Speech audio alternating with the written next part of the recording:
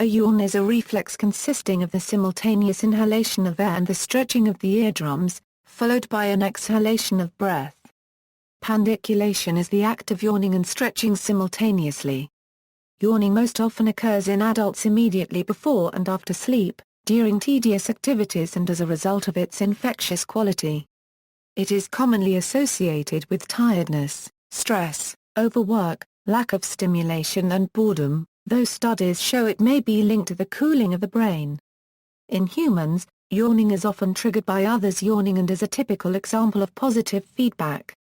This infectious yawning has also been observed in chimpanzees, dogs, and can occur across species.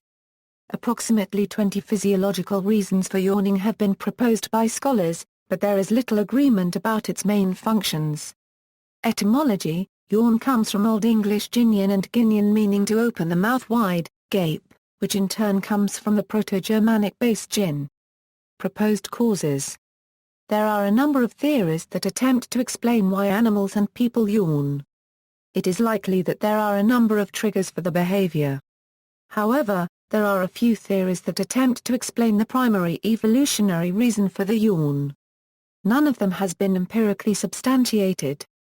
One study states that yawning occurs when one's blood contains increased amounts of carbon dioxide and therefore becomes in need of the influx of oxygen that a yawn can provide. Yawning may in fact reduce oxygen intake compared to normal respiration. However, neither providing more oxygen nor reducing carbon dioxide in air decreased yawning. Another speculated reason for yawning is the desire to stretch one's muscles. The tongue and throat are some of the most used muscles in the body, used for speech, breathing and swallowing. The need to stretch these muscles and refresh them arises just like in other muscles of the body, to circulate lymph. Yawns are often accompanied by the urge to stretch. Still another proposal points out that animals subject to predation or other dangers must be ready to physically exert themselves at any given moment. At least one study suggests that yawning, especially psychological contagious yawning, may have developed as a way of keeping a group of animals alert. If an animal is drowsy or bored, it may not be as alert as it should be to spring into action. Therefore, the contagious yawn could be an instinctual reaction to a signal from one member of the group reminding the others to stay alert. Nervousness has also been suggested as a possible reason. Nervousness often indicates the perception of an impending need for action. Anecdotal evidence suggests that yawning helps increase the state of alertness of a person. Paratroopers have been noted to yawn in the moments before they exit the aircraft. Another notion states that yawning is the body's way of controlling brain temperature. In 2007, researchers including a professor of psychology from the University of Albany proposed that yawning may be a means to keep the brain cool. Mammalian brains operate best within a narrow temperature range. In 2 experiments, they demonstrated that both subjects with cold packs attached to their foreheads and subjects asked to breathe strictly nasally exhibited reduced contagious yawning when watching videos of people yawning. A similar recent hypothesis is that yawning is used for regulation of body temperature. Similarly, a study by Jard Gutman and Selena Dopart at Worcester Polytechnic Institute found that when a subject wearing earplugs yawned, a breeze is heard caused by the flux of the air moving between the subject's ear and the environment. Researchers Gutman and Dopart determined that a yawn causes one of 3 possible situations to occur: the brain cools down due to an influx or outflux of oxygen, the pressure in the brain is reduced by an outflux of oxygen, or the pressure of the brain is increased by an influx of air caused by increased cranial space. Another hypothesis is that yawns are caused by the same chemicals in the brain that affect emotions, mood, appetite, and other phenomena. These chemicals include serotonin, dopamine, glutamic acid, and nitric oxide. As more of these compounds are activated in the brain, the frequency of yawning increases. Conversely, a greater presence in the brain of opioid neurotransmitters such as endorphins reduces the frequency of yawning. Individuals in opioid withdrawal exhibit a greatly increased frequency of yawning. Patients taking the selective serotonin reuptake inhibitors Paxil or Celexa have been observed yawning more often. Excessive yawning is more common during the first 3 months of taking the SSRIs. Anecdotal reports by users of psilocybin mushrooms often describe a marked stimulation of yawning while intoxicated, often associated with excess lacrimation and nasal mucosal stimulation, especially while peaking. While opioids have been demonstrated to reduce this yawning and lacrimation provoked by psilocybin, it is not clear that the same pathways that induce yawning as a symptom of opioid abstinence in habituated users are the mode of action in yawning in mushroom users. While even opioid-dependent users of psilocybin on stable opioid therapy often report yawning and excess lacrimation while undergoing this entheogenic mushroom experience, there are no reports on mushrooms in the literature regarding habituated users experiencing other typical opioid withdrawal symptoms such as cramping, physical pain, anxiety, goose flesh, etc. Recent research carried out by Garrett Norris, a lecturer in psychology at the University of Leeds, involving monitoring the behavior of students kept waiting in a reception area indicates a connection between empathic ability and yawning. We believe that contagious yawning indicates empathy. It indicates an appreciation of other people's behavioral and physiological state. Says Norris. Yawning behavior may be altered as a result of medical issues such as diabetes, stroke, or adrenal conditions. To look at the issue in terms of a possible evolutionary advantage, yawning might be a herd instinct. For example, theories suggest that the yawn serves to synchronize mood in gregarious animals, similar to the howling of the wolf pack. It signals tiredness to other members of the group in order to synchronize sleeping patterns and periods. The yawn reflex has long been observed to be contagious. In 1508, Erasmus wrote, "One man's yawning makes another yawn." And the French proverbialized the idea to un bon bar sentir en fait bar sentir la set. Often, if one person yawns, this may cause another person to empathetically yawn. Observing another person's yawning face, reading or thinking about yawning, or looking at a yawning picture can cause a person to yawn. The proximate cause for contagious yawning may lie with mirror neurons in the frontal cortex of certain vertebrates, which, upon being exposed to a stimulus from conspecific and occasionally interspecific organisms, activates the same regions in the brain. Mirror neurons have been proposed as a driving force for imitation which lies at the root of much human learning such as language acquisition. Yawning may be an offshoot of the same imitative impulse. A 2007 study found that young children with autism spectrum disorders do not increase their yawning frequency after seeing videos of other people yawning, in contrast to typically developing children. In fact, the autistic children actually yawned less during the videos of yawning than during the controlled videos. This supports the claim that contagious yawning is related to empathic capacity. The relationship between yawn contagion and empathy is strongly supported by a 2011 behavioral study, conducted by Ivan Norcia and Elisabetta Palorgi. The study revealed that among other variables such as nationality, gender, and sensory modality only social bonding predicted the occurrence, frequency, and latency of yawn contagion. As with other measures of empathy, the rate of contagion was found to be greatest in response to kin, then friends, then acquaintances, and lastly strangers. Related individuals showed the greatest contagion, in terms of both occurrence of yawning and frequency of yawns. Strangers and acquaintances showed a longer delay in the yawn response compared to friends and kin. Hence, yawn contagion appears to be primarily driven by the emotional closeness between individuals. Yawning has been observed among various primates. In these cases the yawn is a threat gesture, a way of maintaining order in the primate's social structure.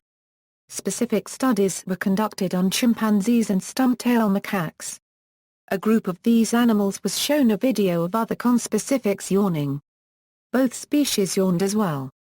This helps to partly confirm a yawn's contagiousness. The Discovery Channel's show Mythbusters also tested this concept.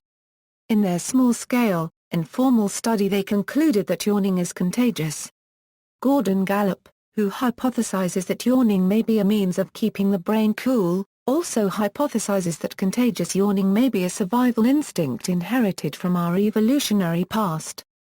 During human evolutionary history, when we were subject to predation and attacks by other groups, if everybody yawns in response to seeing someone yawn, the whole group becomes much more vigilant and much better at being able to detect danger.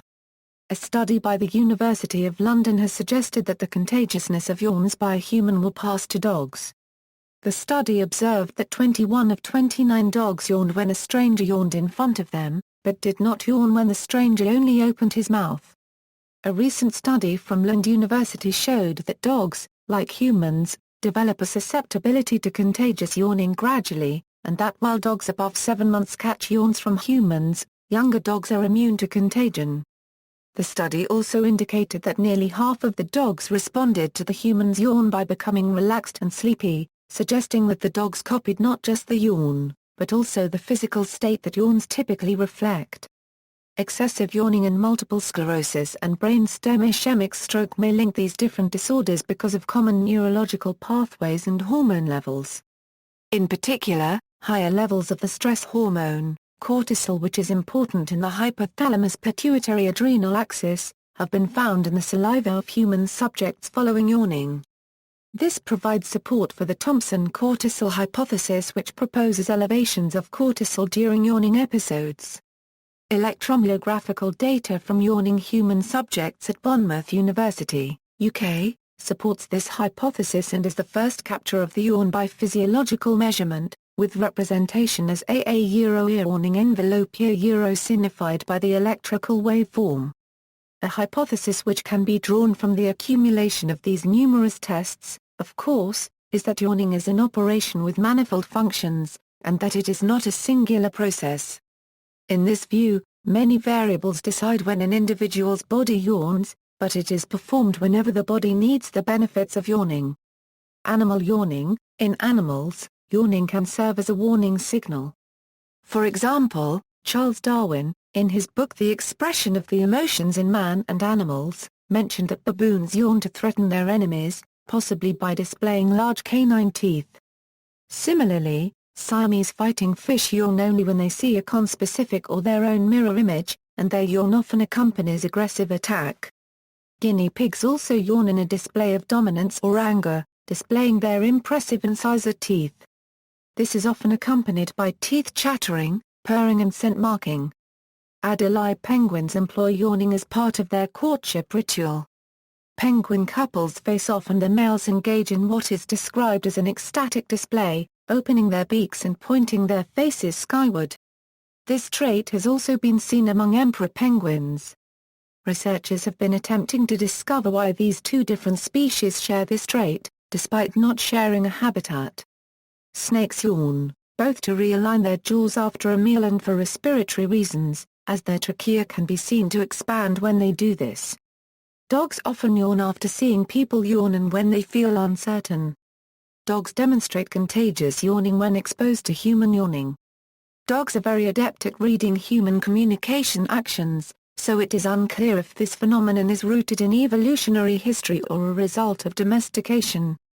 Fish can also yawn, and they increase this behavior due to lack of oxygen or excessive heat. Animals yawning. Culture. Some cultures lend yawning spiritual significance.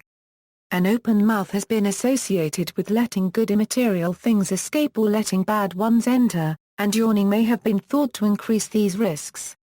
Covering the mouth when yawning may have been a way to prevent such transmission. Exorcists believe that yawning can indicate that a demon or possessive spirit is leaving its human host during the course of an exorcism. Superstitions regarding the act of yawning may have arisen from concerns over public health. Polydore Virgil, in his De Rerum Inventoribus, writes that it was customary to make the sign of the cross over one's mouth, since a like deadly plague was sometime in yawning, wherefore men used to fence themselves with the sign of the cross. Which custom we retain at this day. Yawning is often perceived as implying boredom, and yawning conspicuously in another's presence has historically been a faux pas. In 1663 Francis Hawkins advised, "In yawning howl not, and thou shouldst abstain as much as thou can to yawn, especially when thou speakest." George Washington said, "If you cough, sneeze, sigh, or yawn, do it not loud but privately. And speak not in your yawning, but put your handkerchief or hand before your face and turn aside." These customary beliefs persist in the modern age. One of Mason Cooley's aphorisms is a yawn is more disconcerting than a contradiction. A loud yawn may even lead to penalties for contempt of court. References. Further reading, Provin, Robert. A Curious Behavior, Yawning, Laughing, Hiccuping, and Beyond. 246 pages. Examines the evolutionary context for humans. External links, Yawn article and Scholarpedia. Why do we yawn?